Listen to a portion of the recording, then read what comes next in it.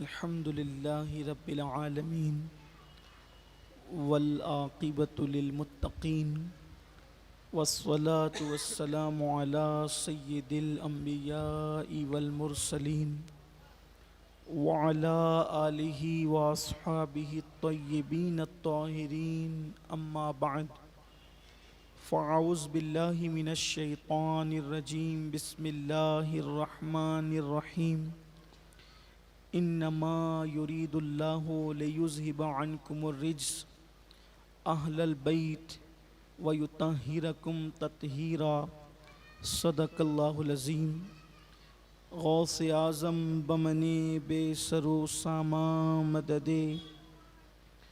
قبلہ دین مدد کعبہ ایمان مدد انتظار کرم تست من عینی را اے خدا جو خدا بینو خدا دا مدد بگردہ بے بلا افتاد کشتی ضعیفانو شکستہ رات و پشتی بحق کے خواجہ عثمان ہارون مدد کن یا معین الدین چشتی مدد کن یا معین الدین چشتی مدد کن یا معین الدین چشتی الصلاۃ والسلام علیک یا رسول اللہ الصلاۃ والسلام علیک یا نبی اللہ الصلاۃ والسلام علیک یا حبیب اللہ وعلى آلك وأصحابك يا نور الله وعلى آلك وصحابك يا نور الله صلى الله تعالى عليك صلى وسلم الله تعالى عليك وسلم شاہ است حسین سبحان بادشاہ است سبحان حسین اللہ سبحان اللہ شاہ است حسین بادشاہ است حسین دین است حسین دی پناہ است حسین سرداد نداد دست در دست یزید حقا کی بنائے لا الہ است حسین سبحان اللہ کیا بات رضا اس چمنستان کرم کی زہرا ہے کلی جس میں حسین اور حسن پھول کل سبحان اللہ جو ہماری محفل ہوئی اور کل کی جو نشست میں آپ نے گفتگو سماعت کی تو کربلا شریف میں جو مشہور نام آپ کو یاد ہیں اللہ کی توفیق سے ان ہستیوں کی سیرت طیبہ پر کچھ معروضات پیش کرنے کی سعادت حاصل کی گئی اور آج کے لیے امام عرش مقام امام عالی مقام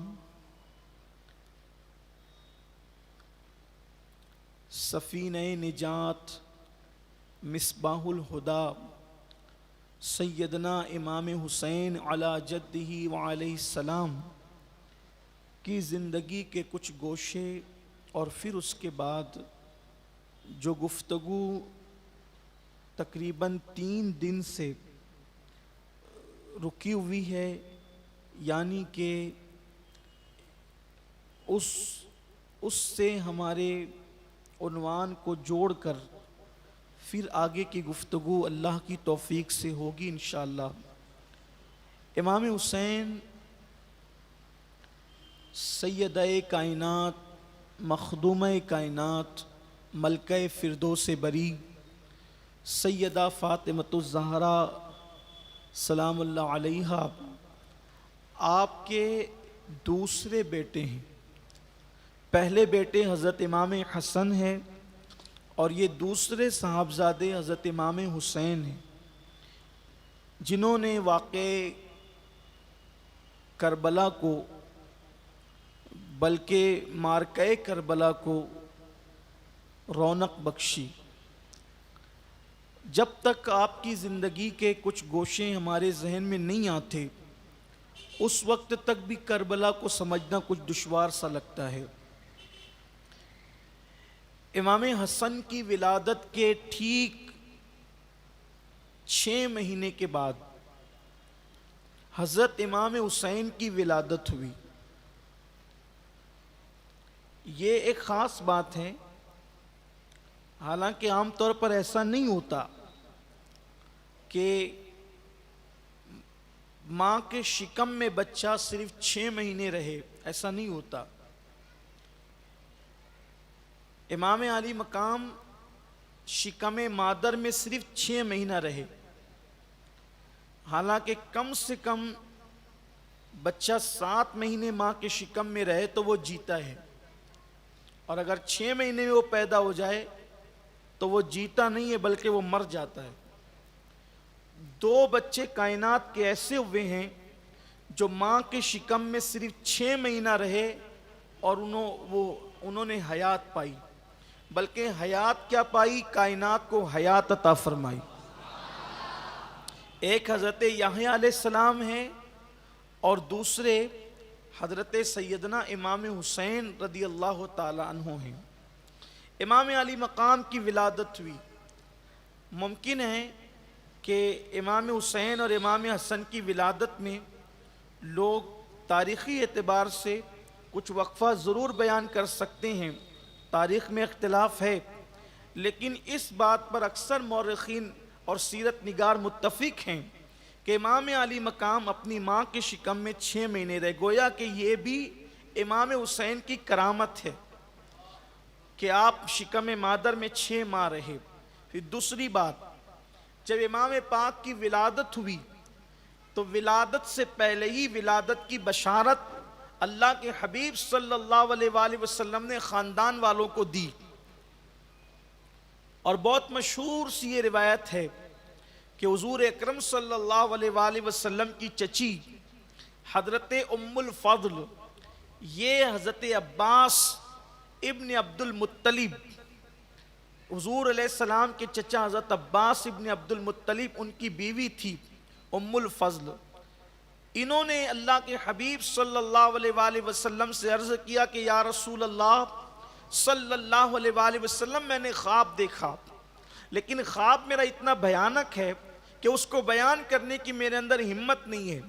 اللہ کے حبیب غیب داں نبی صلی اللہ علیہ وآلہ وسلم نے فرمایا چچی بیان کرو کہ آپ نے کون سا خواب دیکھا. تو حضرت ام الفضل کہتی ہے کہ میں نے یہ خواب دیکھا کہ آپ کے جسم کا حصہ کاٹ کر میری گود میں ڈال دیا گیا.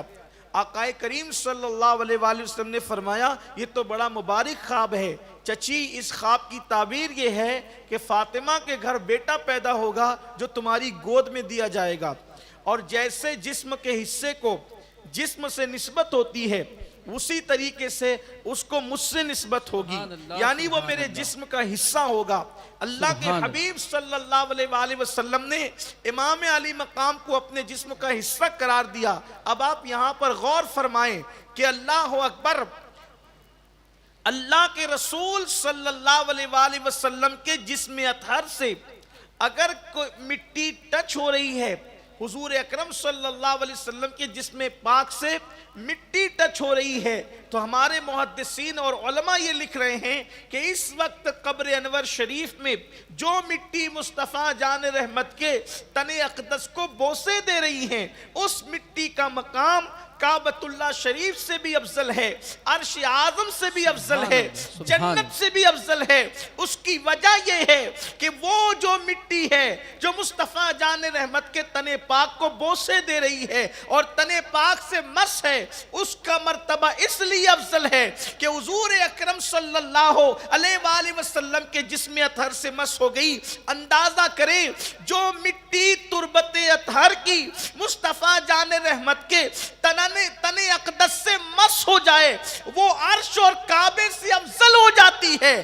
تو جس حسین کو حضور علیہ السلام فرمائے کہ وہ میرے جسم کا حصہ ہے، اس امام علی مقام کے مقام اور مرتبے کا عالم کیا ہوگا، کہ شان کی بلندی ہے امام کی. امام علی مقام کا مقام کتنا بلند ہے، کیسی اعلیٰ ذات ہے. اور پھر شان یہ ہے کہ جس وقت 3، 4 یا 5 شعبان المعظم کو 4 ہجری میں امام پاک کی ولادت ہوئی. 3 اقوال ہیں، 3 کے بھی ہیں، 4 کے بھی ہیں، 5 کے بھی ہیں.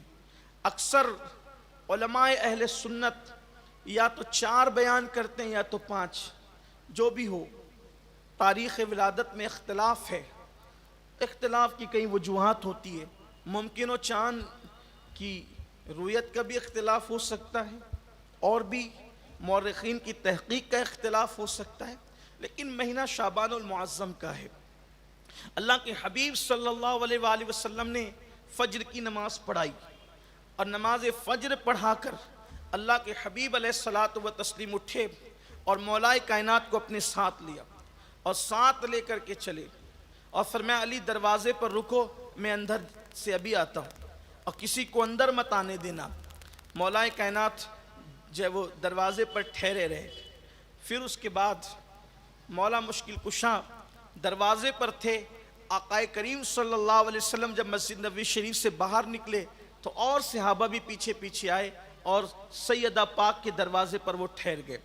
آقا کریم صلی اللہ علیہ وآلہ وسلم جب باہر تشریف لائے تو اس وقت میرے آقا صلی اللہ علیہ وآلہ وسلم نے فرمایا، آج میری بیٹی فاطمہ کے گھر بیٹا پیدا ہوا ہے، آج میری بیٹی فاطمہ کے گھر بیٹا پیدا ہوا ہے۔ یاد رکھیں جن کا ذکر کر رہے ہیں وہ کوئی کتنی شان والے لوگ ہیں، اس کا اندازہ ہمیں ہونا چاہیے، اور ہماری نئی نسل کو پتہ چلنا چاہیے کہ نبی کے گھر والوں کی شان کیا ہے۔ اللہ کے حبیب علیہ السلام فرماتے ہیں میری بیٹی کے گھر بیٹا پیدا ہوا ہے، وہ میرا بیٹا، بیٹی کا بیٹا میرا بیٹا۔ اور آقا کریم صلی اللہ علیہ وآلہ وسلم نے جب یہ بات کی تو سرکار علیہ السلام نے فرمایا کہ آسمان سے فرشتے اس بیٹے کی ولادت پر مجھے مبارکباد دینے کے لیے آئے۔ ایک روایت میں آتا ہے کہ مولا کائنات نے فرمایا 4 لاکھ سے زائد فرشتے اس دن زمین پر اترے اللہ کے حبیب صلی اللہ علیہ وآلہ وسلم کو مبارکباد دینے کے لیے۔ اور بہت ساری کتب کے اندر یہ واقعہ موجود ہے کہ جب حضرت جبریل علیہ السلام نے میرے آقا صلی اللہ علیہ وآلہ وسلم کو حضرت امام حسین کی ولادت کی مبارکباد پیش کی، ذرا سوچے تو صحیح، حسین کی ہستی کا نام ہے، کسی کے گھر بیٹا پیدا ہوتا ہے تو وہ کہتا ہے کہ ایم ایل اے صاحب کا فون آیا تھا اس نے مبارکباد دی، کوئی کہتا ہے کہ فلاں کا فون آیا تھا اس نے مبارکباد دی، مولانا صاحب کا فون آیا تھا اس نے مبارکباد دی۔ حسین تم کیسی شان والے ہو، تم پیدا ہوتے ہو تو سید الملائکہ سید العالمین کو مبارکباد دینے کے لیے زمین پہ تشریف لاتے ہیں۔ سوچے کیا شان والی ذات ہے۔ ہمارے مقدر پر ہم جتنا ناز کریں، بلکہ ناز کریں کیا، اللہ اکبر، اپنے مقدر پر ہم خود قربان جائیں تو بھی کم ہے کہ اللہ تبارک و تعالیٰ نے کیسی ہستیوں کا دامن ہمارے ہاتھوں میں عطا فرمایا۔ یہ مقدر کی بات ہے کہ قدرت نے کیسی ہستیاں ہمیں عطا فرمائی، کیسی شان والی شخصیتیں ہمیں عطا فرمائی۔ اللہ اکبر۔ تو حضرت جبریل امین نے مبارکباد پیش کی، اس پر تو بہت سی روایتیں موجود ہیں، لیکن اللہ اکبر، آقا کریم صلی اللہ علیہ وآلہ وسلم سے پھر عرض کیا، یا رسول اللہ صلی اللہ علیہ وآلہ وسلم، جب ہم مبارکباد دینے کے لیے آ رہے تھے تو ایک فرشتہ جس کا نام، 2 روایتیں آتی ہیں، نام میں اختلاف ہے، اس کے تلفظ میں اختلاف ہے، کچھ لوگ یہ کہتے ہیں اس کا نام فطرس ہے، اور کچھ لوگوں نے لکھا اس کا نام پترس ہے، فطرس یا پترس۔ وہ فرشتے نے کہا جبریل جاتے کہاں ہو؟ میں نے کہا کہ آج حضور علیہ السلام کے گھر ان کی بیٹی کو بیٹا آیا ہے، ہم مبارکباد دینے جا رہے ہیں۔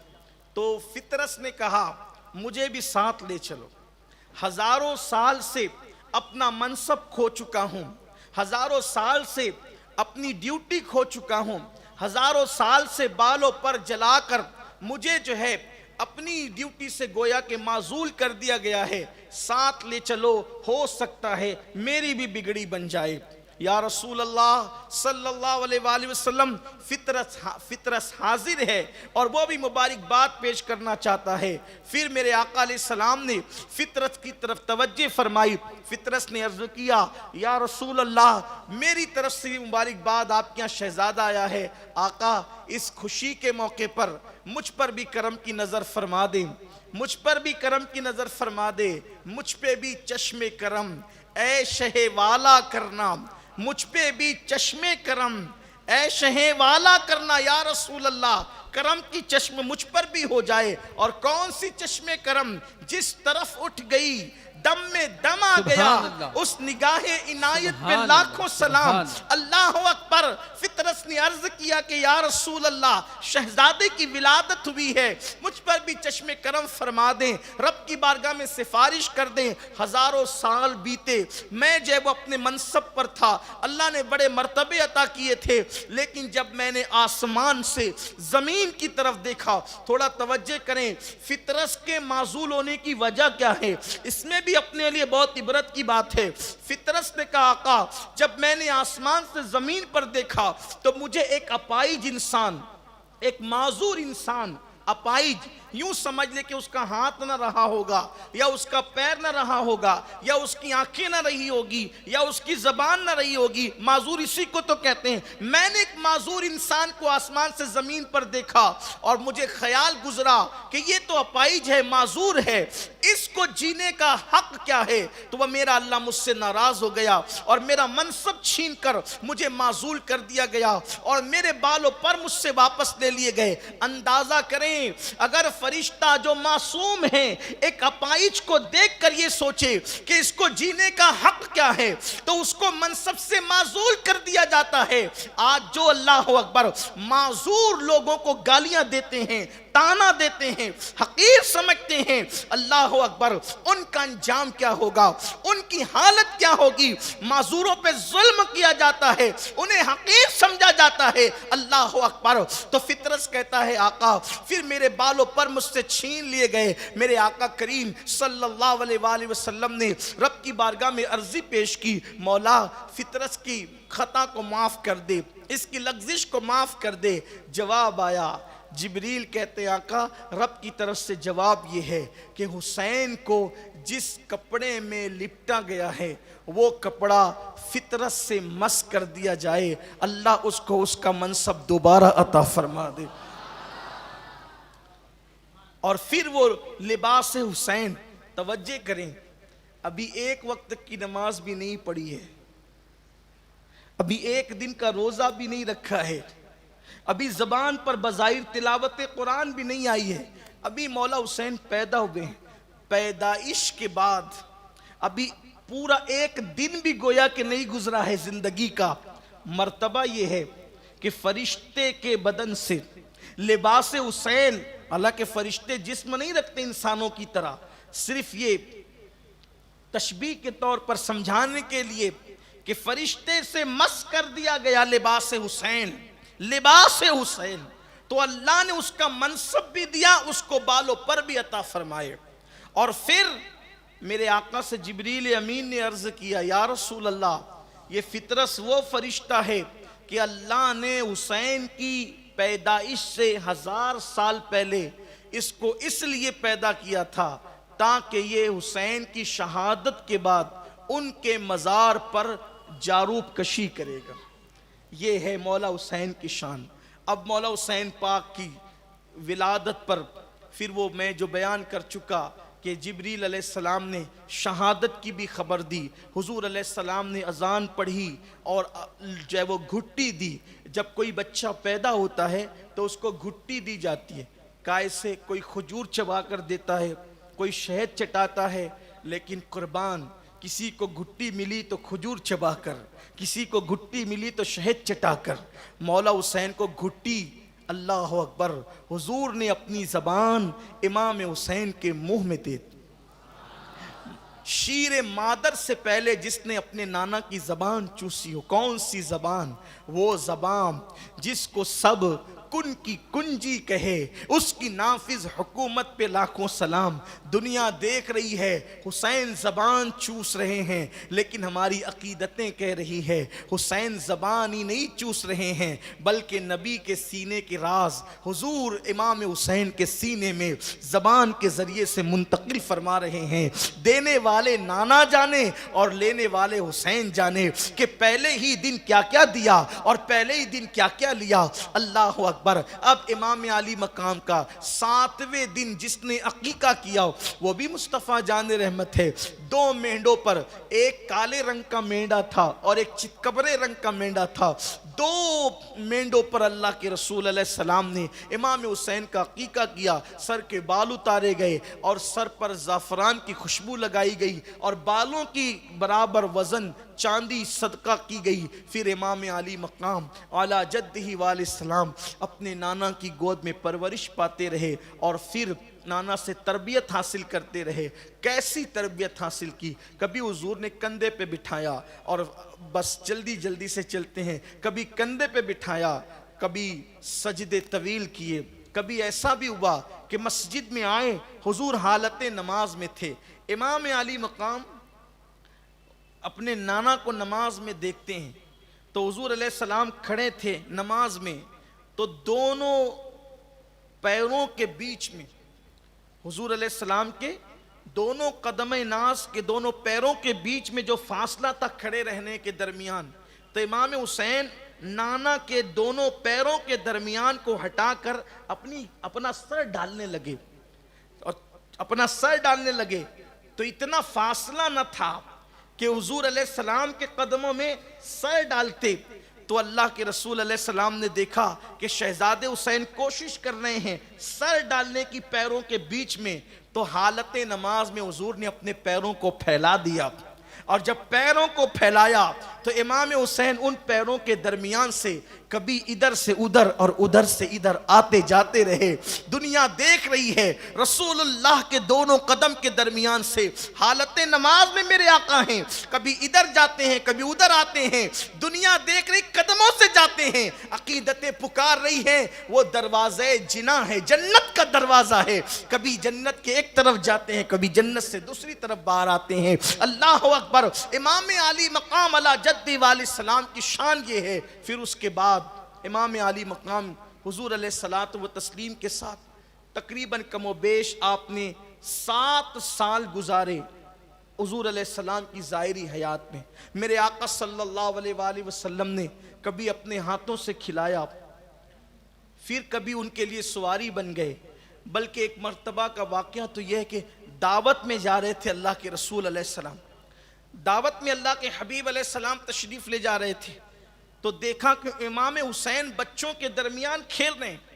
اور جب ان کو کھیلتے ہوئے دیکھا تو اللہ کے حبیب علیہ السلام ان کو پکڑنے کے لیے ہاتھ بڑھایا. تو جب امام حسین کو پکڑنے کے لیے ہاتھ بڑھایا تو آقا کریم صلی اللہ علیہ وآلہ وسلم جو ہے وہ ہاتھ بڑھا رہے تھے، تو امام حسین بچپنے کی شوخی کے طور پر حضور سے دور بھاگتے ہیں. جب وہ دور بھاگے حضور کے ہاتھ بڑھانے پر تو اللہ کے حبیب صلی اللہ علیہ وآلہ وسلم بھی جو ہے ان کے پیچھے شان نبوت کے ساتھ دوڑے جیسا کہ حضور کی شان ہے، اور وہ دوڑتے رہے، حضور ان کے پیچھے جاتے رہے. آخر کے پکڑ لیا اللہ کے رسول علیہ السلام نے، اور پکڑنے کے بعد پھر ایک ہاتھ گردن پکڑی اور ایک ہاتھ سے جو ہے وہ تھوڑی پکڑی، یعنی یہ حصہ گردن کا حصہ تصور میں لائیں، حدیث پاک کو تصور میں لائیں، اس منظر کو تصور میں لائیں. حبیب خدا جو ہے جا رہے ہیں دعوت کی طرف، میدان میں حسین پاک بچوں کے ساتھ کھیل رہے ہیں، آقا علیہ السلام پکڑنا چاہتے ہیں، وہ آگے بڑھتے ہیں، شوخی کرتے ہیں، اور پھر اس کے بعد حضور دوڑتے ہیں اور امام علی مقام کو پکڑتے ہیں، اور پکڑنے کے بعد ایک ہاتھ میں گردن، دوسرے ہاتھ میں تھوڑی، اور تھوڑی لے کر کے میرے آقا علیہ السلام اور یہ صحابہ کے سامنے کہتے ہیں لوگوں میں اس سے محبت کرتا ہوں اور اتنا پیار کرتا ہوں. پھر بیان فرمایا حسین و منی وانا من الحسین، حسین مجھ سے ہے اور میں حسین سے ہوں. اور پھر فرمایا احب اللہ من احب حسینا، جو جو حسین سے محبت کرے گا وہ اللہ کا محبوب بن جائے گا. جو حسین سے محبت کرے اللہ اس سے محبت کرے گا. پھر کہا حسین و سبت من الاسباط، حسین میرے بیٹوں میں ایک بیٹا ہے، حسین میرے نواسوں میں ایک نواسا ہے. اور سبت من الاسباط کا کہ متعلق ملا علی قاری کہتے ہیں کہ حسین امتوں میں سے ایک امت ہے، یعنی حسین کی شان یہ ہے کہ گویا کہ حسین کا مقام پوری ایک امت کے برابر ہے. حسین پوری امت کے حسین امتوں میں سے ایک امت ہے. اللہ کے رسول علیہ السلام نے فرمایا. ملا علی قاری رحمت اللہ تعالی علیہ اس کی شرح کرتے ہوئے کہتے ہیں حسین امتوں میں سے ایک امت ہے، یعنی کہ امتیں حضرت ابراہیم علیہ السلام کے لیے بھی قرآن کی آیت میں کہ ابراہیم ایک امت تھے. ملا علی قاری یہاں پر حد شرح کرتے ہوئے کوٹ کرتے ہیں کہ حضرت ابراہیم علیہ السلام کو بھی ایک امت کہا گیا، اور پھر میں قرآن میں اور حضور اکرم صلی اللہ علیہ وسلم نے امام حسین کو امت کہا. امت یعنی کہ اسبات کا ایک ترجمہ ملا علی قاری نے شرح کرتے ہوئے کہا کہ گویا کہ حسین پورا ایک قبیلہ ہے، اور اللہ کے حبیب علیہ السلام نے قبیلہ کہہ کر ذات حسین کو یہ بیان کر دیا، یعنی میرے حسین سے اتنی اولادیں پیدا ہوگی کثرت کے ساتھ کہ تنہا حسین کا پورا ایک قبیلہ ہو جائے گا، کثرت کے ساتھ اولاد ہوگی. دیکھیں یہ بھی غیب کی خبر پوری ہوئی. تو فرمایا احب اللہ من احب حسینہ، جو حسین سے محبت کرے گا اللہ اس سے محبت کرے گا. اور کیا کہا؟ میں حسین سے پیار کرتا ہوں، میں حسین سے محبت کرتا ہوں. آقا علیہ الصلوۃ والتسلیم سے کسی نے پوچھا یا رسول اللہ صلی اللہ علیہ وآلہ وسلم آپ سب سے زیادہ کس سے پیار کرتے ہیں؟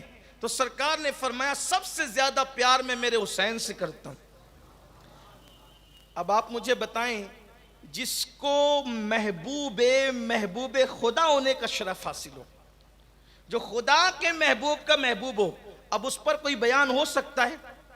کیسے بیان ہوگا؟ اس لیے کہ استاد زمن تو کہتے ہیں کہ اس کا تو بیان ہی نہیں ہے. جس کو حضور محبوب بنائے، جس کو حضور چاہیں، اس کا بیان کیسے ہو سکتا ہے؟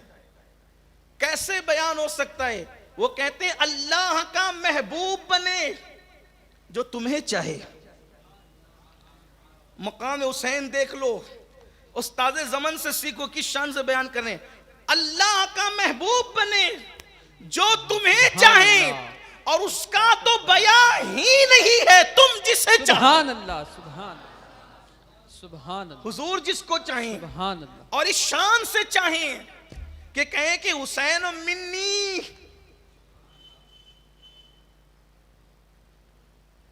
تشریحات کے سارے ابواب ختم ہو جائیں گے. حسین منی، حسین مجھ سے ہے، وانا من الحسین، اور میں حسین سے ہوں. ملا علی قاری اس کی شرح کرتے ہوئے کہتے ہیں گویا بتایا جا رہا ہے اللہ کے حبیب علیہ السلام کے علم میں یہ بات ہے کہ حسین کے ساتھ ہونا کیا ہے، حسین پاک کو ستایا کتنا جانا ہے، حسین پاک پر مشکلیں کتنی آنی ہیں. وہ لٹیرے، اوباش، بدماش، کائنات کی بدترین مخلوق حسین پاک کے ساتھ سلوک کیا کرنے والی ہے. پانی بند ہونا ہے حسین پر، گھر کا بے گھر کرنا ہے حسین کو، مجبور کرنا ہے حسین کو، ان کی اولاد کو ان کے سامنے ذبح کیا جائے گا. یہ سب کچھ کیا جائے گا، کریں گے کلمہ پڑھنے والے. تو ملا علی قاری فرما رہے ہیں، لکھ رہے ہیں کہ آقا علیہ السلام نے پہلے کہہ دیا کہ گویا کہ محبت کے معاملے میں جس طرح محبت میرے ساتھ واجب ہے، میرے حسین کے ساتھ بھی. جس نے اس سے محبت کی اس نے مجھ سے محبت کی، جس نے اس سے جنگ کی اس نے مجھ سے جنگ کی، جس نے اس سے دشمنی کی اس نے مجھ سے دشمنی کی، جس نے اس سے عداوت کی اس نے مجھ سے عداوت کی. گویا کہ جس نے اس کو قتل کیا تو گویا کہ حضور اکرم صلی اللہ علیہ وآلہ وسلم کی جان اقدس پر اس نے حملہ کیا. وانا من الحسین، اور حسین مجھ سے، میں حسین سے ہوں. تو جنگ کرنے والوں کی وکالت کرنے والوں کو تھوڑی دیر اس حدیث پر توجہ کرنا چاہیے. اور اتفاق سے یہ حدیث اتنی کثرت سے راویوں نے بیان کیا ہے کہ اس حدیث پر کسی نے کلام نہیں کیا. امام حضرت ملا علی قاری کہتے ہیں کہ یہ حدیث کی اس حدیث کی جو سندیں ہیں، اس کی جو اسناد ہے وہ صحیح ہے. اور یہ حدیث کثرت کے ساتھ، کثرت ترک کے ساتھ محدثین نے ہر دور میں بیان فرمائی. حسین منی وانا من الحسین، حسین مجھ سے ہے میں حسین سے ہوں. کتنی بڑی بات ہے. اللہ اکبر. حضور علیہ السلام جو چمڑے کی نالین کو زیب پیر فرمانے شرف بخش دے ایک مرتبہ، وہ سروں پر آتی ہے. اور جس کو فرمایا حسین منی، یہ مجھ سے ہے. اب منی کا مطلب بھی ملا علی قاری یہ بیان فرماتے ہیں گویا کہ رگ حسین میں مصطفیٰ جان رحمت کا خون موجود ہے. کوئی شک ہے؟ حضور کا خون موجود ہے. اور حضور پاک صلی اللہ علیہ وآلہ وسلم نے ایک مرتبہ مولا حسین پاک اور حسن پاک دونوں شہزادے گم ہو گئے. سیدہ پاک نے بابا سے کہا بابا جان وہ گم ہو گئے، پتہ نہیں کہاں ہیں، ملتے نہیں ہیں.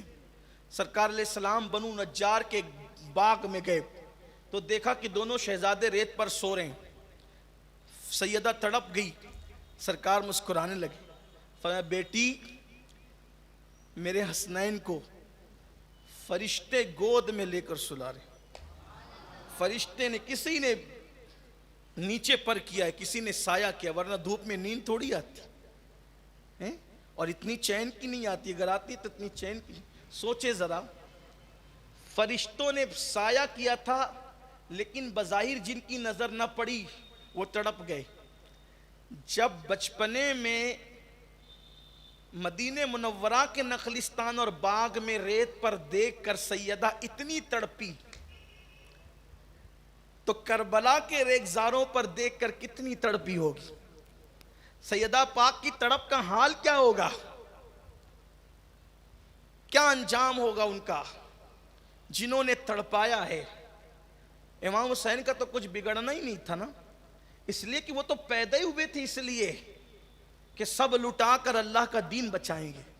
لیکن جنہوں نے کیا انہوں نے تو تباہ کی، اپنی آخرت کو برباد کیا. آگے سنیں گے آپ کی ان کی تباہی کس طرح ہوئی، ان کی بربادی کس طرح ہوئی. اور ہمیں حوصلہ ملتا ہے، حق پر رہ کر لٹ جاؤ، حق پر رہ کر لٹ جاؤ، مٹو گے نہیں. جو حق سے ہٹے گا مٹنا اس نے ہے. اس لیے حق پر رہو، اپنا موقف رکھو، استقامت کا مظاہرہ کرو، دین پر رہو. چند سکوں کے عوض، تھوڑی سی دولت کے عوض سود کا دھندا مت شروع کر دو، شراب بیچنا مت شروع کر دو، دین سے دور مت ہو جاؤ. لوگ کیا کہیں گے، فیشن پرست مت ہو جاؤ. دین کا دامن پکڑ کر کے رکھو، حق پر صداقت پر رہو. زبان کو سے نکلے تو حق نکلے، سچائی نکلے، صداقت نکلے. دنیا کی اس منڈی کے اندر اس وقت لوگ اللہ اکبر حضور کی بے ادبیاں کر رہے ہیں، توہینیں کر رہے ہیں. اور پھر ہمارا حال یہ ہے کہ معاذ اللہ ہم لوگ محبت کرنے والوں میں اور بے ادبی کرنے والوں میں فرق نہیں کر رہے. ہمیں کس کے ساتھ رہنا ہے، کس کے خیمے میں چلنا ہے، کس کے ساتھ اٹھنا ہے، کس کے ساتھ بیٹھنا ہے. صحابہ کے گستاخ بھی لوگ ہضم کر رہے ہیں، اہل بیت کے گستاخ بھی لوگ ہضم کر رہے ہیں، رسول اللہ کے گستاخ بھی لوگ ہضم کر رہے ہیں. کیونکہ یار سب چلتا ہے، چلو سب چلتا ہے، سب نہیں چلتا. ایک موقف ہونا چاہیے زندگی میں. رہنا کس کے ساتھ ہے، صراط مستقیم پر رہنا ہے. صراط مستقیم سے جو ہٹ جائے ان کے ساتھ نہیں رہنا. یہ کربلا ہمیں سکھا رہا ہے. بلکہ آپ سے یہ بیان کرنا چاہتا ہوں کہ لوگ یہ بات کرتے ہیں کبھی کبھی کہ یار سبھی تو کلمہ پڑھتے ہیں، ہم اب ریت کسی کے بھی ساتھ چل جائے گا. سب سے پہلی جنگ مسلک کی اگر کہیں نظر آتی ہے تو وہ کربلا میں نظر آتی ہے. اس لیے کہ وہاں سب کلمہ پڑھنے والے ہیں. چہروں پہ اکثروں کے داڑیاں ہیں، سروں پہ جو ہے وہ ان کی ٹوپیاں ہیں، امامے ہیں، اور پھر بظاہر وہ بھی نماز پڑھتے ہیں. لیکن امام علی مقام نے بتایا کہ یہ گویا کہ پہلی جنگ ہے مسلک کی، اور ہمیں طے کرنا ہے کہ ہمیں کس کے ساتھ رہنا ہے، نبی اور آل نبی کے ساتھ، اصحاب نبی کے ساتھ رہنا ہے، یا جو لوگوں نے جو ہے وہ چھوڑ دیا. کہاں پر کہاں حضرت عمر ابن خطاب یہ کہیں، کہاں حضرت عمر ابن خطاب یہ کہیں کہ حسین اللہ کے بعد اگر بزرگی ہمیں کہیں سے ملی ہے تو وہ تو ہے. یہ ہے، یہ کہا حضرت عمر ابن خطاب نے کہ اللہ کے بعد اگر بزرگی کہیں سے ملی ہے تو وہ تم ہو. یہ محبت تھی اہل بیت اطہار سے صحابہ کی. اور کہاں وہ بدبخت لوگ جنہوں نے پانی بن کیا ستایا، کوئی کمی اور کسر باقی نہیں رکھی. تو امام علی مقام علی جدی والی سلام کو دیکھ کر سرکار نے فرمایا فاطمہ فرشتوں نے پر بچھا رکھے ہیں میرے حسین کے لیے. پھر سرکار نے اٹھایا، ایک کو ایک کاندھے پہ ڈالا، دوسرے کو دوسرے کاندھے پر، دونوں شہزادوں کو دونوں کاندھے پر ڈالا اور حضور لے کر کے آئے. راستے میں صدیق اکبر، صدیق با وفا، یار غار مصطفیٰ سرکار سے ملے، سلام کیا اور عرض کیا آقا ایک شہزادہ مجھے دے دیں، ایک شہزادہ مجھے دے دیں. سرکار آگے بڑھے اور جب مسجد نبوی میں آئے تو سرکار نے فرمایا یہ دونوں میرے بڑے چہیتے ہیں، میں دونوں سے بہت پیار کرتا ہوں۔ اور پھر صحابہ سے سوال کیا مجمع صحابہ میں، اے میرے صحابہ یہ بتاؤ کہ نسب کے اعتبار سے اس وقت سب سے افضل کون ہے؟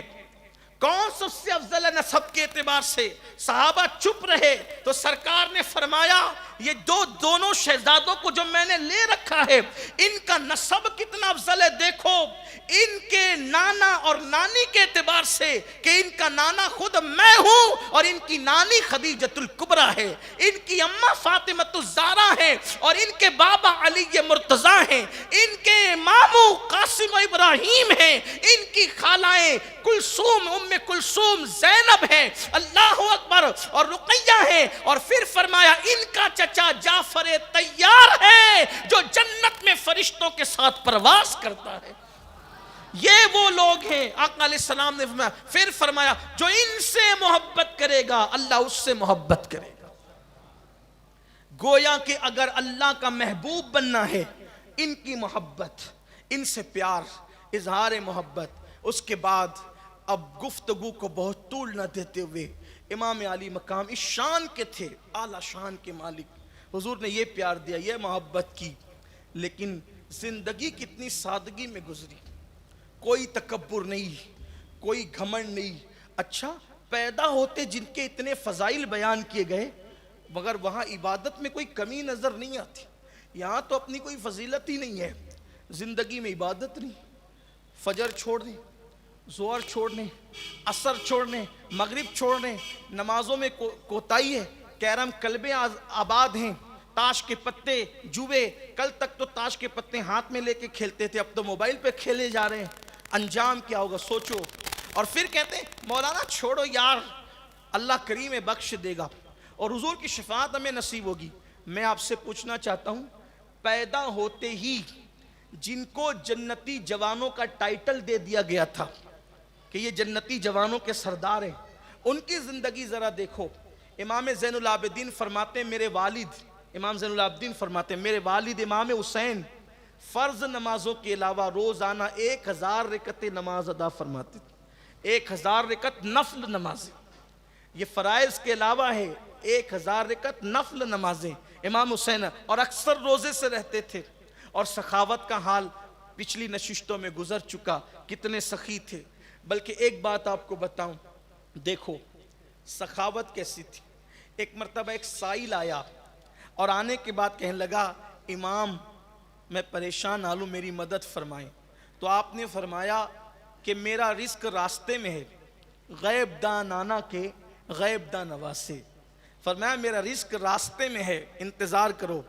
اتنے میں قاصد آیا ملک شام سے، وہ حضرت امیر معاویہ رضی اللہ تعالیٰ کا قاصد تھا، اور اس نے کہا کہ یہ انہوں نے تحفہ بھیجا ہے آپ کے لیے، 5 تھیلیاں تھی، کھولا تو اس میں سونے کے سکے جس کو دینار کہتے ہیں 5 سونے کی تھیلیاں تھی، وہ پانچوں کے پانچوں امام نے کہا یہ لے لو، اور یہ تمہیں دینے کے لیے بہت کم ہے، اگر مجھے اس کا خیال ہوتا کہ اتنے ہی ہے یعنی 5000 سونے کے سکے اتنے ہی ہیں تو میں تمہیں اتنی دیر انتظار نہ کرواتا، اب اتنے ہی لے کر کے چلے جاؤ۔ آپ سے پوچھنا چاہتا ہوں کون ایسا سخی ہے جو بھیک میں 5-5 ہزار سونے کے سکے دیتا ہو؟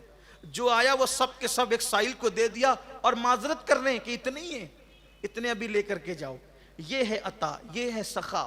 اور اپنا حال تو یہ ہے کہ اگر کوئی بھکاری آ جائے تو ہم پہلے ٹٹولتے ہیں نا کہ دینا کتنا ہے، اپنی ذات پر بے حساب خرچہ اور اللہ کی راہ میں ٹٹول کر۔ لوگ مسجد میں بھی جمعہ کے دن چندہ دیتے ہیں تو وہ جو نوٹ کہیں نہیں چلتی ہے، کسی نعت خواں یا منقبت خواں کو بھی اگر کچھ دیں گے تو جو کہیں نہیں چلتی ہے وہ چندے میں دیتے ہیں۔ یہ حال ہے قوم کا شعور یہ ہے۔ اور وہاں دیکھیں تو صحیح نا آپ، میرے پیارے آقا صلی اللہ علیہ وسلم کے دیوانوں، یہ سیکھنا ہے کربلا سے۔ کربلا کی داستان صرف دلوں کو بہلانے کے لیے نہیں ہے یا چند آنسوؤں کی سوگات پیش کرنے کے لیے نہیں ہے، یہ کچھ سیکھنے کے لیے ہے۔ اگر قدرت رونے کی توفیق دے، آنسو نکلتے ہیں تو یہ آپ کی ہماری سعادت کی بات ہے، میں منع نہیں کر رہا ہوں، لیکن ہم نے جو ہے وہ دین کو پیٹ کے پیچھے ڈالا۔ اور کیا شان ہے، شوکت کی عظمت کیا ہے۔ ابھی حضرت امیر معاویہ کا ذکر آیا تو مجھے خیال آیا، ایک مرتبہ ملک شام میں ایک آدمی نے کہا کہ میں حسین سے ملنا چاہتا ہوں، توجہ فرمائیں، میں ملنا چاہتا ہوں لیکن میں نے ان کو کبھی دیکھا نہیں ہے، میں نے ان کو کبھی دیکھا نہیں ہے، اگر میں مدینے جاؤں تو کیسے پہچانوں گا کہ یہ امام حسین یہی ہیں؟ دیکھا نہیں ہے، واٹس ایپ کا تو دور نہیں تھا کہ بتا دیا جاتا کہ یہ ہے امام علی مقام۔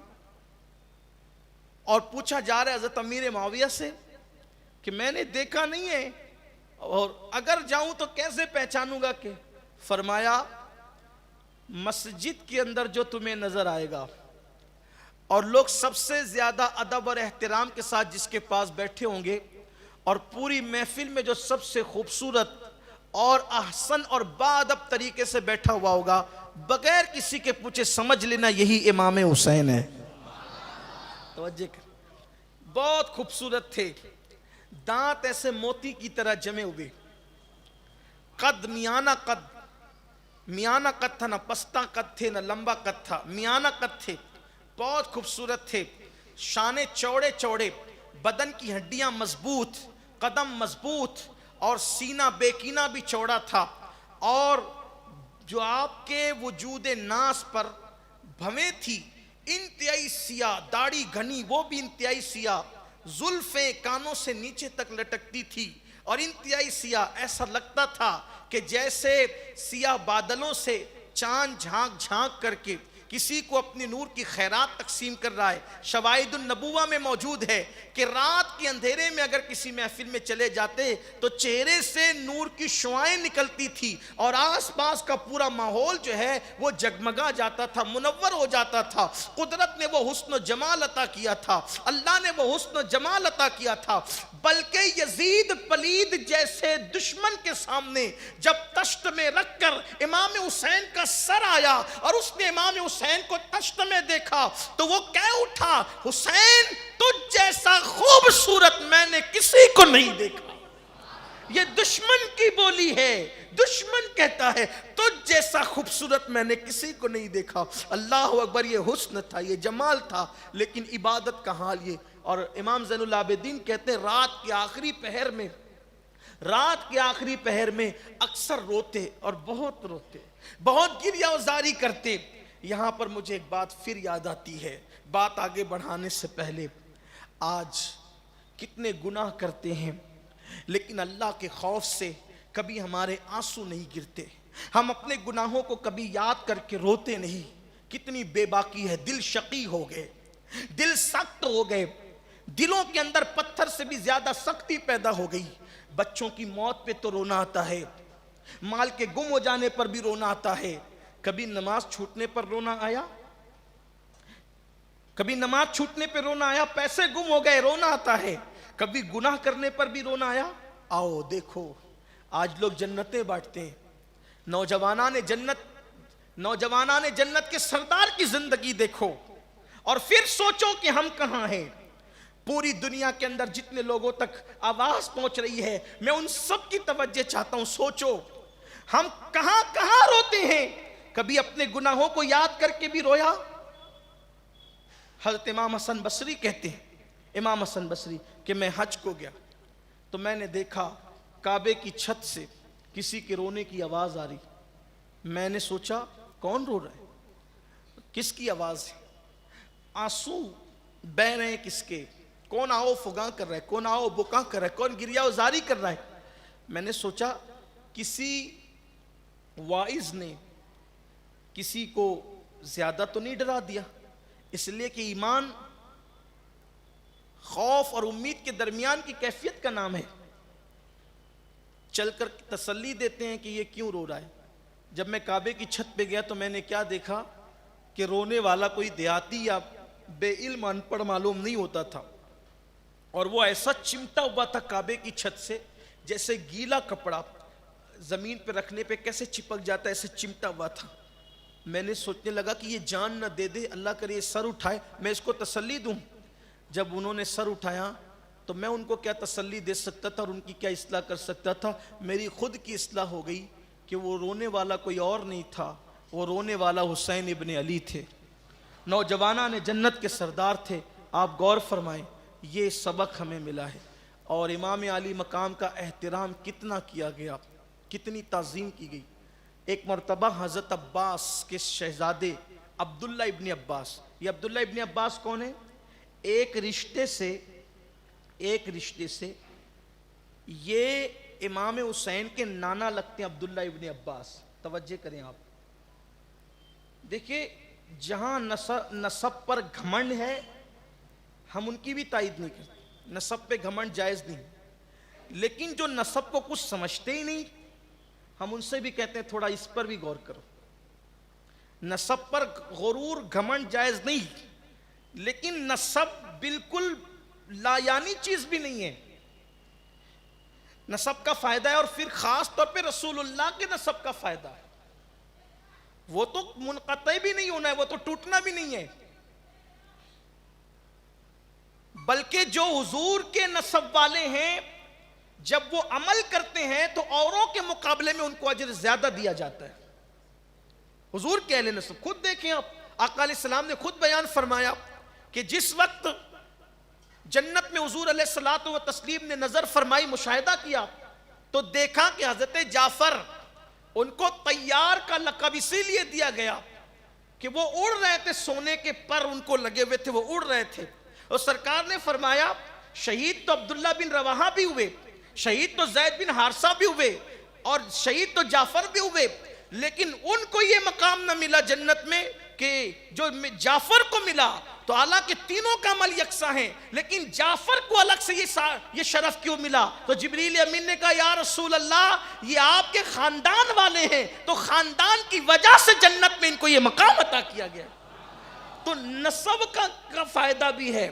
تو یہ حضرت عبداللہ ابن عباس ایک رشتے سے نانا ہے، کیسے کہ یہ حضور علیہ السلام کے چچا زاد بھائی لگتے ہیں، تو چچا زاد بھائی لگے تو سیدہ فاطمہ ان کی رشتے میں کون ہوئی؟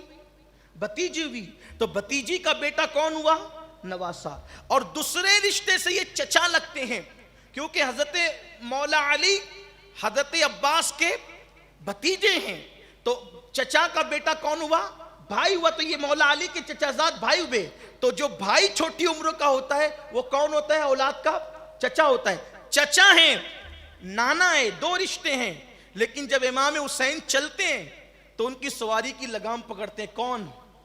حضرت عباس۔ وہاں بھی نسب کی کمی نہیں تھی، لیکن نسب میں حضور کے خاندان میں بھی نسب میں سب سے اعلیٰ نسب وہ لوگ ہیں جنہیں سیدہ فاطمۃ الزہرا اور مولا علی کی اولاد ہونے کا شرف حاصل ہے۔ حضرت عباس ابن عبد المطلب کے بیٹے عبداللہ ابن عباس امام حسین کی لگام پکڑ کر چلتے ہیں، کسی نے کہا آپ کی عمر بڑی ہے، آپ چچا ہیں، آپ نانا ہیں، اور حسین کی سواری کی لگام پکڑ کر چل رہے ہیں۔ حبر الامہ سید المفسرین سے کہا تو وہ فرماتے ہیں کیا تمہیں پتا نہیں کہ میرا حسین رسول اللہ کا بیٹا ہے، تو ان کی لگام پکڑ کے چلنا کیا میرے لیے سعادت کی بات نہیں ہے؟ حضرت عبداللہ ابن عمر کہتے تھے جب امام حسین کو آتے دیکھا کہنے لگے روئے زمین پر اللہ کا اس سے بڑا محبوب اس وقت کوئی نہیں ہے۔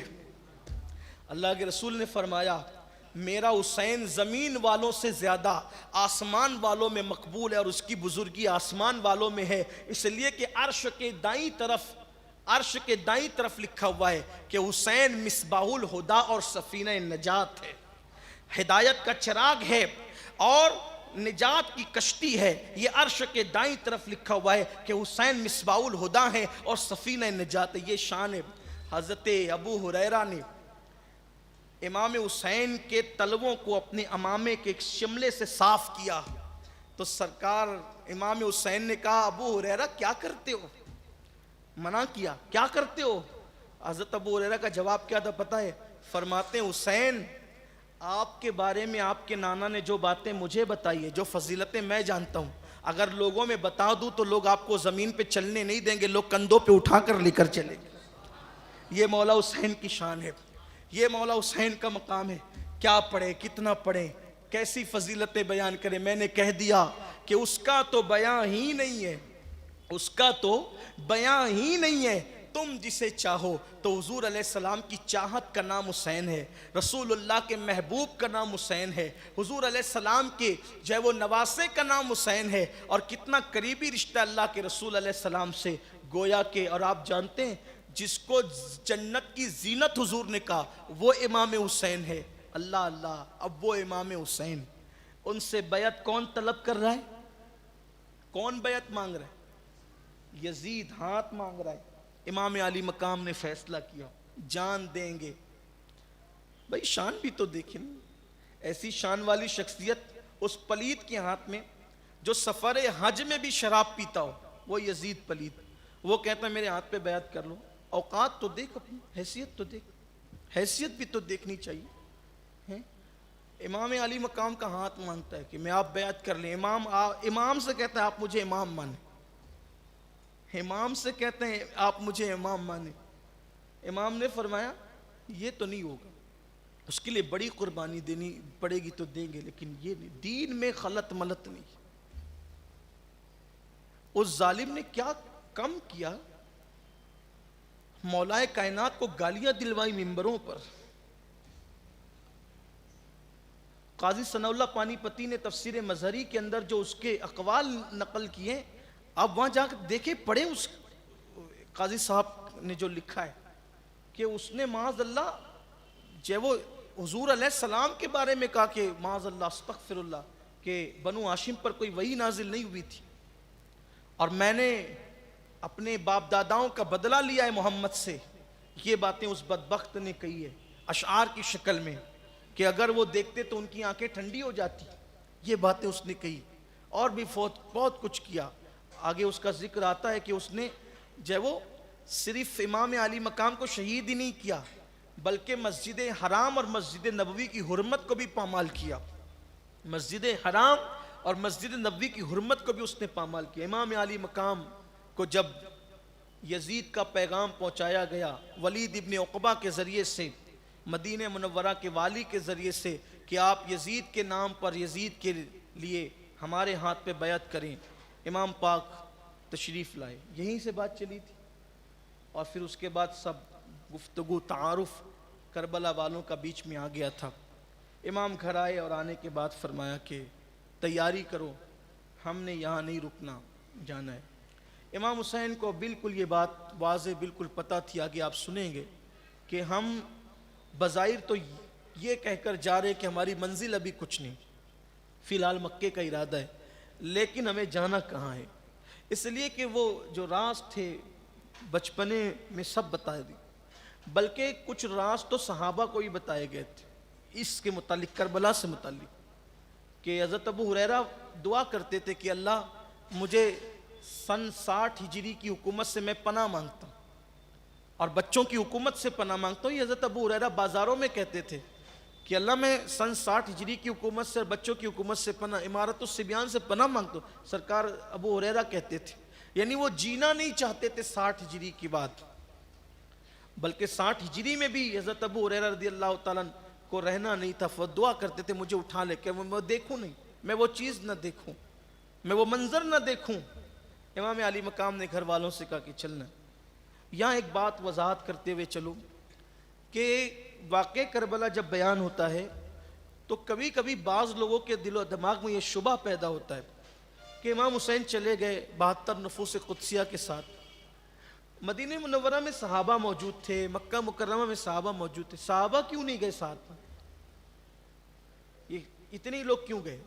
تو آپ کو یہ بات میں بتاؤں کہ امام حسین نے صحابہ کو کہا ہی نہیں چلنے کا، اور یہ بات کی وضاحت نہیں تھی کہ امام علی مقام جنگ کے لیے جا رہے ہیں، یہ بات یاد رکھیں، وہاں جنگ ہوگی یہ بتایا نہیں گیا تھا، بلکہ اپنے بھائی حضرت محمد بن حنفیہ اور اپنے چچا زاد بھائی اور اپنے بہنوئی جو بہت ہمراز تھے عبداللہ بن جعفر طیار، حضور علیہ السلام نے خواب میں جو نصیحت اور وصیت فرمائی تھی امام حسین نے ان کو تک نہیں بتایا۔ آپ غور کریں، اتنے قریبی لوگوں کو جب یہ بات نہیں بتایا، عبداللہ ابن عباس کو نہیں بتایا، تو لوگوں کو اندیشہ تو تھا کہ ہوگا کیا، لیکن اس کا اعلان نہیں ہوا تھا کہ آپ لوگوں کو چلنا، ہم جنگ کے لیے جنگ کرنے کے لیے گئے ہی نہیں تھے، اور اس وقت تک بلکہ کربلا پہنچنے تک جنگ کے حالات نہیں تھے، وہ حالات بعد میں بنے، ابھی آپ اس کا ذکر سنیں گے۔ تو یہ جو بات کہ عبداللہ ابن عباس تھے، عبداللہ بن زبیر تھے، لوگ کیوں نہیں گئے؟ ان کو امام علی مقام نے طلب ہی نہیں کیا، اعلان ہی نہیں کیا، ورنہ واللہ اللہ کی عزت کی قسم اگر امام حسین اعلان کر دیتے تو صحابہ اور ان کی اولادیں جو وہاں اس وقت موجود تھے جان کی نظریں لے کر کے آ جاتے۔ چاہتے کتنا تھے آپ غور کریں، جب عبداللہ ابن عباس سواری کی لگام پکڑ کر چل رہے ہیں، حضرت ابو ہریرہ رضی اللہ تعالیٰ عنہ جو ہے وہ اپنے امامے کے شملے سے جو ہے وہ قدموں کی مٹی جھاڑ رہے ہیں، اور پھر یہ جو سب صحابہ کرام نے دیکھا تھا، حضرت محمد بن حنفیہ کو جب پتا چلا کہ امام حسین کربلا کے لیے روانہ ہوئے یا کوفہ کے لیے روانہ ہوئے، تو اتنا روئے آپ کہ جس تشت میں آپ وضو کر رہے تھے وہ تشت آنسوؤں سے بھر گیا۔ بظاہر یہ بات مبالغہ پتہ لوگوں کو لگتی ہے، لیکن اگر عشق کے عینک لگا کر کے، عشق کی عینک لگا کر دیکھے تو پتہ چلے کہ حضرت محمد بن حنفیہ اتنا روئے کہ تشت بھر گیا، اتنا آپ نے آنسو بہائے، یہ کیفیت تھی۔ تو امام پاک نے یہ بات نہیں کہی، اور اس وقت بظاہر جب وہ مدینہ منورہ سے نکل رہے تھے، وہ تو رات کا وقت تھا، لوگوں کو کسی کو خبر بھی نہیں تھی کہ وہ جا رہے ہیں، وہ چلے گئے وہاں سے، تب لوگوں کو اطلاع ملی کہ امام چلے گئے، رازداری کے ساتھ نکلے۔ اور مکہ المکرمہ سے بھی جو نکلے، ابھی آگے آتا ہے کہ آپ عین حج کے ایام میں نکلے، جبکہ ابھی حج شروع ہونے والا تھا، یعنی لوگ منی کی طرف جانے والے تھے، ان ایام میں نکلے، اور وہ بھی کسی کو پتہ کسی کو نہیں پتہ، اس لیے کہ بات ہی تھی کہ ہم کوفہ جا رہے ہیں۔ کربلا کا تو بظاہر وہاں ذکر ہی نہیں تھا، کسی کو کہا بھی نہیں، ورنہ یاد رکھیں آج 14 صدیاں بیت جانے کے بعد، 1300 کچھ سال بیت جانے کے بعد، جب امام حسین کے نام پر داستان کربلا سننے کو اتنے لوگ جمع ہو جاتے ہیں، تو اگر وہ خود آواز دیتے تو کتنے لوگ جمع ہوتے؟ امام پاک نے کسی کو بلایا نہیں تھا، بلکہ ابھی آپ آگے سنیں گے کہ امام حسین کے ساتھ جو لوگ تھے، امام ان کو بھی کہہ رہے تھے کہ تم بھی چلے جاؤ، اپنے گھر والوں کہہ رہے تھے کہ تم بھی چلے جاؤ، میری شہادت کے بعد میرا مقصد پورا ہو جائے گا، اور میری شہادت کے بعد یہ کسی کے پیچھے نہیں پڑیں گے۔ امام نے تو جو لوگ موجود تھے ان کو کہہ رہے تھے کہ تم جاؤ، تو امام کسی کو بلا نہیں رہتے، امام جانتے تھے کہ شہید میں نے ہونا ہے، اور میری شہادت کے بعد میرا مقصد پورا ہونا ہے، یزید بے نقاب ہوگا، اور اسلام کا جو نظریہ ہے اور اسلام کا کہ جو اقدار اسلام ہے وہ سب کے سب میں اس کی اپنی ذمہ داری سے سبکدوش ہو جاؤں گا۔ تو یہ بات ہمیں نہیں کرنا چاہیے، کیونکہ انہوں نے بلایا نہیں تھا، صحابہ کرام پہ حملہ نہیں کرنا چاہیے کیونکہ بلایا نہیں تھا۔ امام پاک نے گھر والوں کو کہا کہ تیاری کرو، اور پھر تیاری ہونے لگی۔ اب محض چشم تصور سے بہت ساری چیزیں ایسی ہے کہ ہم اس کو کتابوں میں نہیں دیکھتے، لیکن تصورات کی دنیا میں ہم سوچ سکتے ہیں کہ جب مدینے والے جن کا وطن مدینہ منورہ تھا، پیدا ہوئے تھے مدینہ شریف میں، جوان ہوئے تھے مدینہ شریف میں، بچپن گزرا تھا مدینہ شریف میں، شادی ہوئی تھی مدینہ شریف میں، بچوں کی ولادت بھی ہوئی تھی مدینہ شریف میں، جب ان گھر والوں کو یہ کہا گیا تھا کہ مدینہ شریف چھوڑ کے جانا ہے، واپس آنے کی کوئی گارنٹی نہیں، مدینہ شریف چھوڑ جانا ہے، واپس آنے کی کوئی گارنٹی نہیں، پتہ نہیں کب آئیں گے کہ بھی نہیں آئیں گے۔ اس وقت جب سامان بندھنے لگے ہوں گے تو مجھے یاد آتا ہے وہ وقت جب ہم لوگ مدینہ شریف جاتے ہیں چند دن کے لیے، اور جب سامان باندھنے کی بات آتی ہے تو ہاتھ ڈھیلے ہونے لگتے، عجیب سا لگتا ہے، کھانے کی طبیعت نہیں ہوتی، ایسا لگتا ہے کہ پتہ نہیں کیا، بلکہ دل یہ کہتا ہے عاشقوں کا، ہم لوگ تو بہت ادنا درجے کے لوگ ہیں، لیکن جو بڑے بڑے عشاق ہیں ان کی طبیعت یہ چاہتی ہے کاش یہ سامان باندھنے سے پہلے میری روح نکل جاتی ہے نا، یہی تو ہوتا ہے۔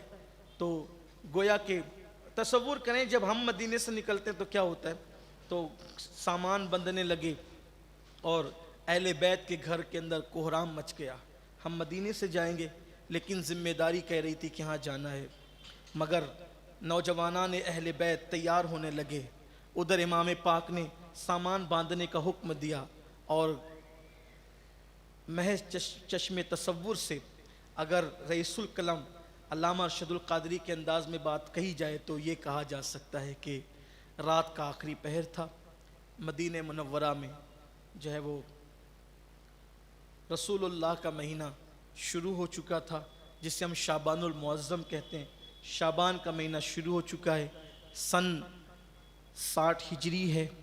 60 ہجری میں رات کے آخری پہر میں 4 شعبان ہے یا 2 شعبان ہے، اتفاق دیکھیں، ولادت کے دن ہی قریب ہے یا وہی ایام ہے، اور رات کے آخری پہر میں قدسیان فلک درود و سلام کی سوگات لے کر مکین گنبد خضرا کے آستانے پر حاضر ہو رہے ہوں گے.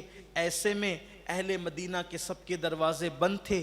کچھ مدینے والے مصلی پر اپنے نبی کی سنت کو ادا کرتے ہوئے سسکیاں لے رہے تھے اللہ کی محبت میں، کچھ اللہ کی محبت میں آنسوؤں کی سوگات پیش کر رہے تھے. مدینہ منورہ کی فضائے معطر میں قدسیان فلک جو ہے وہ زمین پر نازل ہو رہے تھے درود و سلام کی نظریں لے کر. ایسے میں اہل بیت کے گھرانے کا ایک دروازہ کھلتا ہے اور اس گھر سے فاطمہ کا چاند نکلتا ہے، اور اللہ اکبر، وہ تاریکی جو بظاہر مدینہ منورہ کی رات میں تھی اچانک چہرہ حسین سے وہ انوار میں تبدیل ہو جاتی ہے، اور حسین پاک بوجھل قدموں سے اپنے نانا کی حجرے کی طرف بڑھتے ہیں، اور پہنچنے کے بعد اپنے نانا کے مزار پہ کھڑے ہو کر گویا کہ اپنی زندگی کا آخری سلام پیش کرتے ہیں. یہ زندگی کا آخری سلام تھا. پتہ نہیں اس وقت مولا حسین نے کیا کہا ہوگا اور کیا سنا ہوگا، لیکن تصور کی آنکھ سے اگر ہم دیکھتے ہیں تو ایسا لگتا ہے کہ حسین نے اپنے نانا سے اتنا کہا ہوگا کہ یا رسول اللہ اپنے حسین کا آخری سلام قبول کرے.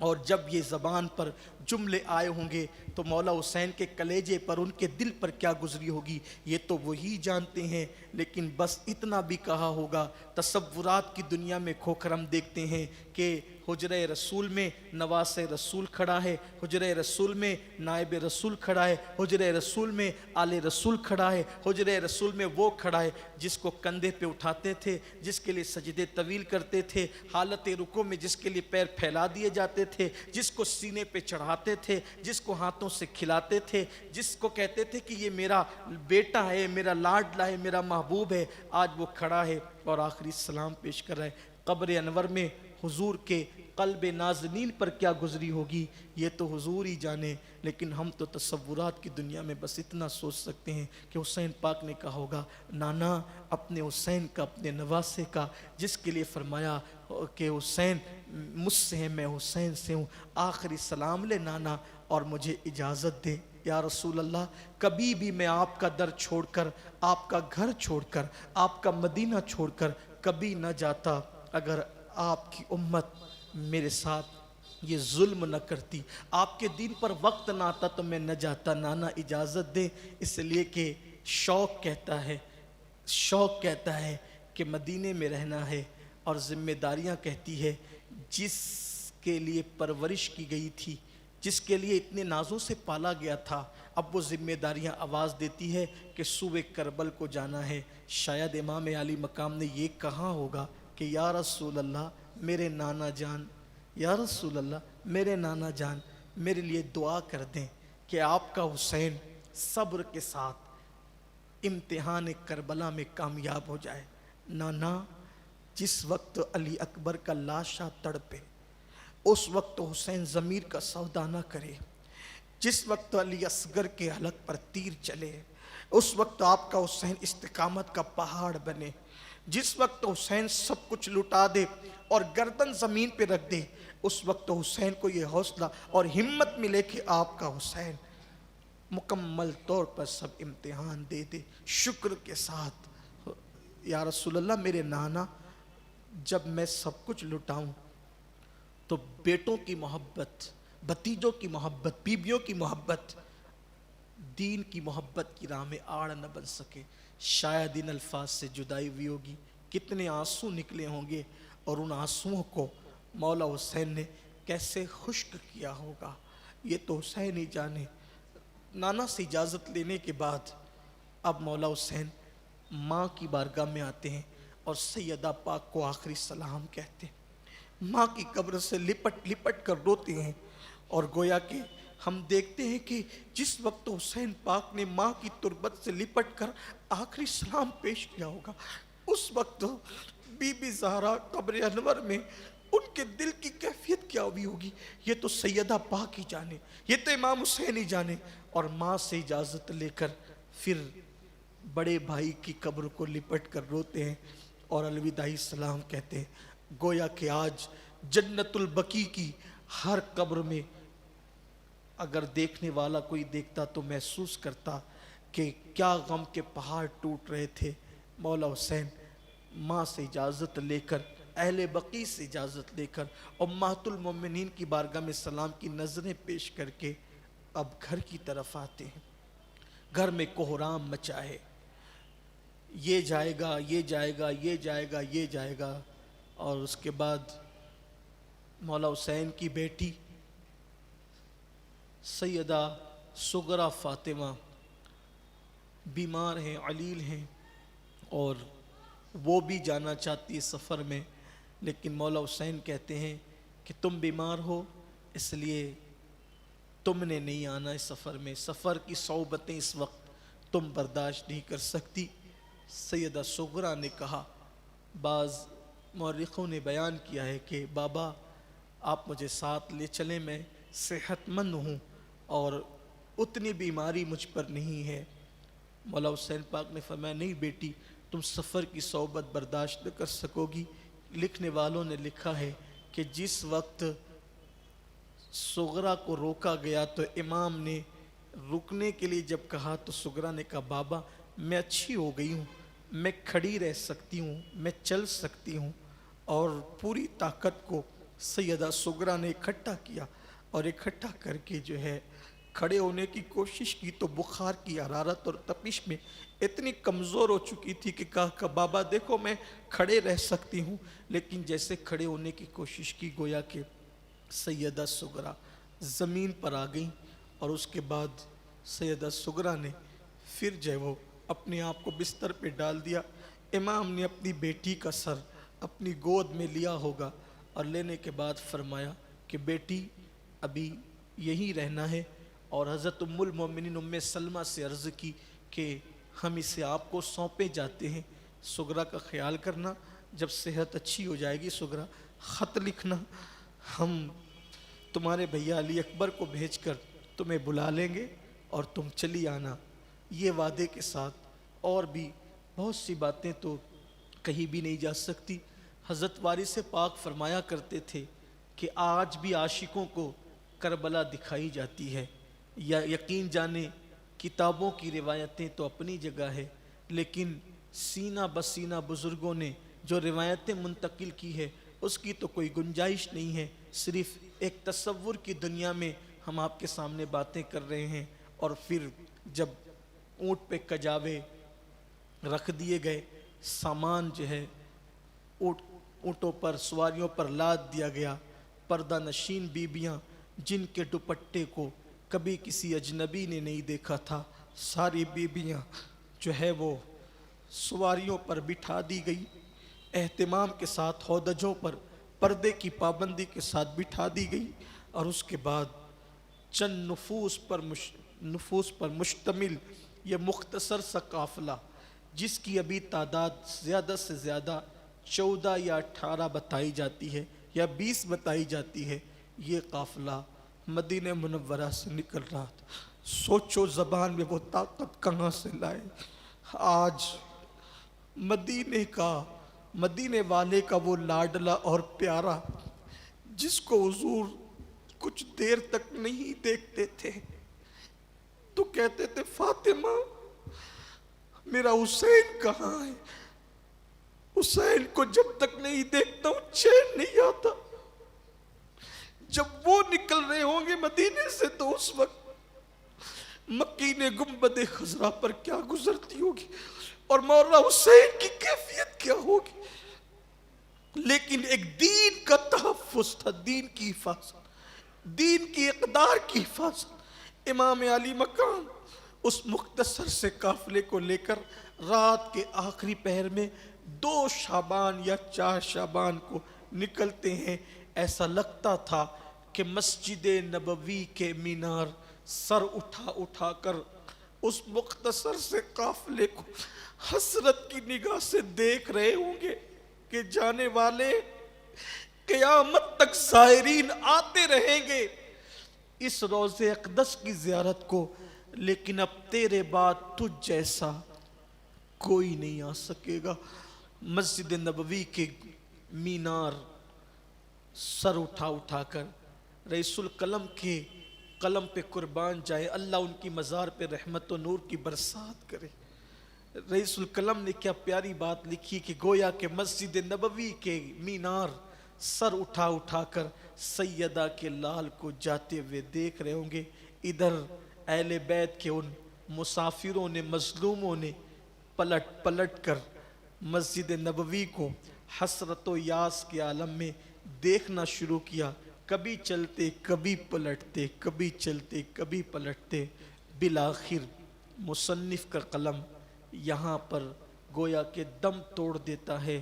پھر جب سواریاں چلنے لگی، اونٹنیاں چلنے لگی اور آگے بڑھنے لگی تو ان کے پیروں سے جو غبار ٹکرائی اور جو مٹی ٹکرائی، اس سے غبار اور دھول اٹھنا شروع ہوئی، اور وہ مختصر سا قافلہ جو ہے وہ اس دھول اور گرد و غبار میں گویا کہ چھپ گیا۔ کربلا کا مسافر پہلی منزل کی طرف روانہ ہو گیا، سب دیکھ کر دین بچانے والا سوئے کربل روانہ ہو گیا۔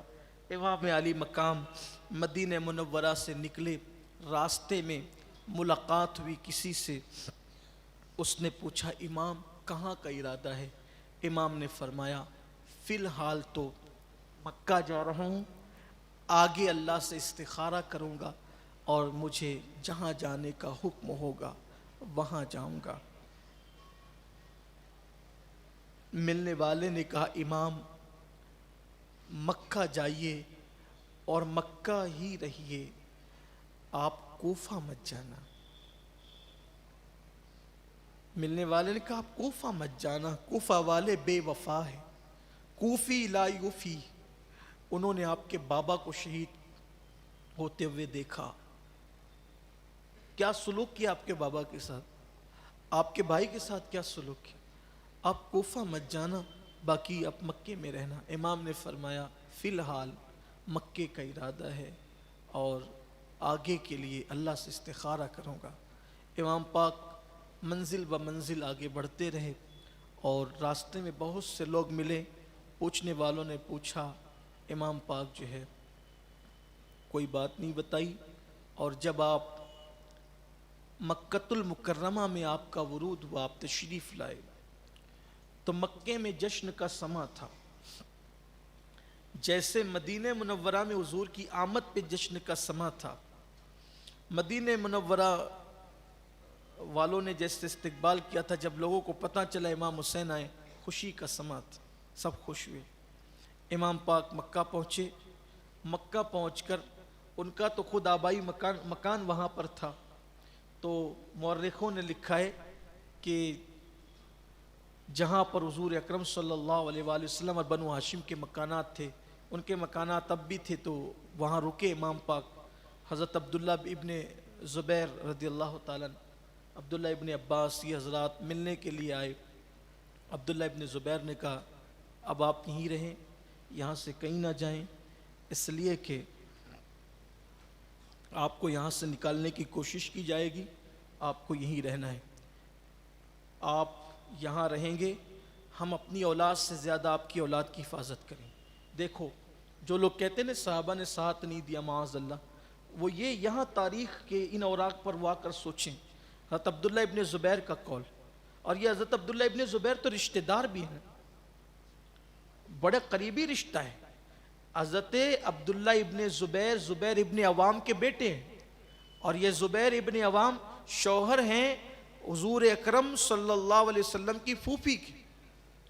زبیر بن عوام حضرت صفیہ کے شوہر ہیں، اور یہ بیٹے حضرت زبیر کے، زبیر بن عوام کے بیٹے ہیں۔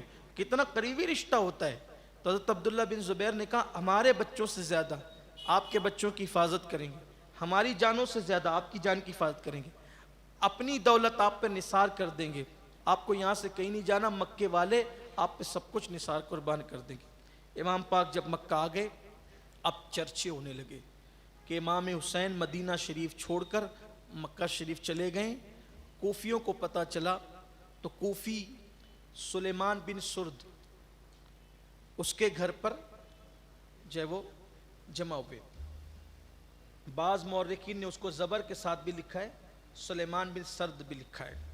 तो उसके घर पे जमा हुए और जमा होने के बाद उन लोगों ने मीटिंग की और कहा कि हज़रत अमीर माविया का विसाल हो गया, यजीद बादशाह बन गया और इमाम हुसैन, अब्दुल्ला बिन ज़ुबैर, अब्दुल्ला इब्न अब्बास, इन हज़रात ने उसकी बैत नहीं की। इमाम हुसैन मदीना शरीफ छोड़ के मक्का शरीफ आ गए। तो उन लोगों ने ख़त लिखे, दो दो तीन तीन आदमी जमा होते, ख़त लिखते, और मरकज़ी जो तौर पे ख़त लिखा गया वो हज़रत सुलेमान के घर में बैठ कर के लिखा गया। अब हुआ ये कि वो ख़त आने शुरू हुए, चंद दिनों के अंदर 150 ख़त आ गए और मौर्रिखीन ने टोटल खतूत की तादाद भी लिखी है। किसी ने 12,000 ख़त लिखा, किसी ने 20,000 तक ख़त का तस्करा किया, और बाज़ मौर्रिखीन ने तो 1.5 लाख भी लिखा है। लेकिन मुझे ऐसा लगता है कि शायद जो वो 150 को फिर कहीं ऐसा ना हो कि तादाद बढ़ गई, वल्लाहु आलम, हर मौर्रिख की अपनी तहकीक है। लेकिन अगर 150 खतूत भी 4 दिन के अंदर जमा होते हैं, यानी जिस दिन पहला ख़त आया और जिस दिन आखिरी ख़त आया, तो पहले ख़त और आखिरी ख़त के दरमियान 4 दिन गुजरे थे, 150 खतूत, और उसके बाद भी ख़त आते गए। इमाम अली मकाम ख़त पढ़ते थे, सोचते थे क्या करें। जो उनका खतूत आखिरी में आए तो उन खतूत में बड़ी जज्बाती बातें थी, और उसमें यह लिखा था कि इमाम अगर आप नहीं आएंगे तो मजबूरन हम जो है वो उसके हाथ पे बैत कर लेंगे, जो फासिक व फाजिर है उसके हाथ पे बैत कर लेंगे, और क़यामत के दिन आप अपने नाना को क्या मुंह दिखाएंगे। इस वक्त हम यजीद की बैत हमने नहीं की, उसके जो उम्माल है उसके साथ हम जुमा में शरीक भी नहीं होते, हम नहीं जाते जुमा में शिरकत के लिए, बैत भी नहीं की, हम उनके साथ नहीं हैं। अगर आप नहीं आएंगे तो हम बैत कर लेंगे, क़यामत के दिन कह देंगे कि हम तो बुला रहे थे, आपके नवासे को जान प्यारी थी, आपके नवासे को जान प्यारी थी, इसलिए उन्होंने अपनी जान की खातिर हमारा साथ नहीं दिया, आप क्या जवाब देंगे। इमाम पाक लरज़ गए, लरज़ उठे, और आपने फ़ैसला किया कि मैंने कूफा जाना है। जब ये बात पता चली, हज़रत अब्दुल्ला इब्न अब्बास आए और सीने से लग कर के बहुत रोए। फरमाया इमाम, इस वक्त रूए ज़मीन पर आपके सिवा कोई नवासे रसूल नहीं, ये ज़मीन और आसमान, आसमान के नीचे और ज़मीन के ऊपर कोई नवासे रसूल, हकीकी नवासा हुजूर का नहीं है। आप इस वक्त तो रूए ज़मीन पर सबसे ज़्यादा अफजल महबूब तरीन हस्ती है, आप न जाए कूफा। इमाम ने फरमाया मैं कूफा जाऊंगा, मुझे जाना है कूफा। हज़रत अब्दुल्ला बिन ज़ुबैर ने कहा ना जाएं, फरमाया मुझे जाना है। ये देखो ख़त, देखो क्या लिखा है ख़त में, ये कहते हैं कि हम बैत कर लेंगे और क़यामत के दिन आपके नाना को शिकायत करेंगे, मैं क्या जवाब दूंगा, अपने नाना को क्या मुंह दिखाऊंगा। तो उन्होंने कहा एक काम करें, जब ये ख़त उन्होंने लिख ही दिया है, हालांकि हमें पता है वो वफ़ा नहीं करेंगे, इमाम भी जानते थे वो वफ़ा नहीं करेंगे, लेकिन इमाम ने फरमाया क्योंकि दीनी मामला है, ज़िम्मेदारी है, शरीयत का तहफ़्फ़ुज़ है, इमाम ने फरमाया मैंने जाना है। तो कहा एक काम करें फिर कि आप खुद जाने की बजाय आप अपने किसी मुअतमद को, जिस पर आपको बहुत एतमाद हो, पहले उसको भेजें कि वो जाए, हालात का जायज़ा ले, पता करे कि वहाँ क्या चल रहा है, वाकई वो साथ हैं या साथ छोड़ चुके हैं। और साहबा कहते थे, जो काबिल साहबा थे, उन्होंने कहा था कि वो आज किसी के साथ है, कल किसी के साथ, वो पैसों पे बिकने वाले लोग हैं, कूफा वाले तोहफे पे बिकने वाले लोग हैं, वो आपका साथ अगर अभी हैं तो छोड़ देंगे, आप ना जाएं, और अगर जाना ही है तो किसी मोहतमद को भेजें। तो इमाम अली मकाम को ये मशवरा पसंद आया और इमाम अली मकाम ने ये फ़ैसला किया कि मैं अपने चचा के बेटे हज़रत अकील के साहबजादे हज़रत मुस्लिम इब्न अकील को कूफा रवाना करता हूँ, कूफा भेजता हूँ। और फिर इमाम अली मकाम ने हज़रत मुस्लिम इब्न अकील से कहा, बहुत खूबसूरत थे, वो भी बड़े हसीन थे, हज़रत मुस्लिम बिन अकील बहुत खूबसूरत थे। मौरिखों ने लिखा है कि उनका चेहरा भी मौलाए कायनात के चेहरे से बहुत मिलता जुलता था, और उनको पूरी जवानी में अल्लाह ताला ने बड़ा शबाब दिया था, अभी उनकी ज़्यादा उम्र नहीं थी, वो भी बिल्कुल कड़ियल जवान थे। इमाम अली मकाम के चचा हज़रत अकील इब्न अबू तालिब के वो बेटे थे, मुस्लिम इब्न अकील। तो उनके लिए इमाम ने फ़ैसला किया कि तुम होशियार चालाक हो और बर वक्त فیصلہ لینے کی تمہارے اندر اللہ نے صلاحیت دی ہے، تم کو جانا ہے، وہ جانے کے لیے تیار ہو گئے، لیکن انہوں نے جانا اس طرح پسند کیا کہ وہ مکہ سے پھر واپس مدینہ منورہ جائیں اور مدینہ منورہ ہوتے ہوئے وہ پھر کوفہ جائیں۔ اس طرح سے آپ نے فیصلہ فرمایا اور وہ جو ہے امام سے اجازت لے کر امام کے حکم پر جو ہے وہ روانہ ہو گئے اور وہ مدینہ منورہ پہنچے اور پھر وہاں سے وہ کوفہ روانہ ہوئے۔ انشاءاللہ تعالی کوفہ پہنچنے کے بعد کے کیا حالات ہوئے ہیں انشاءاللہ کل ذکر کیے جائیں گے۔ اللہ سے دعا ہے اگر کوئی لغزش، کوئی خطا غلطی ہو اپنے حبیب صلی اللہ علیہ وآلہ وسلم کے صدقہ و طفیل معاف فرمائیں۔ استغفر اللہ ربی من کل ذنب واتوب الیہ وما علینا الا البلاغ۔ السلام علیکم ورحمۃ اللہ وبرکاتہ۔ اے رسالت کے پروانوں، ہر سنیچر کو بعد نماز عشاء سنی دعوت اسلامی کے عالمی مرکز اسماعیل حبیب مسجد میں سنی اجتماع ہوتا ہے۔ آپ حضرات پابندی کے ساتھ اس میں شرکت فرمائیں۔ سنی دعوت اسلامی کی ویب سائٹ sunnidawatisllami.net پر وزٹ کریں اور بہت ساری دینی معلومات حاصل کریں۔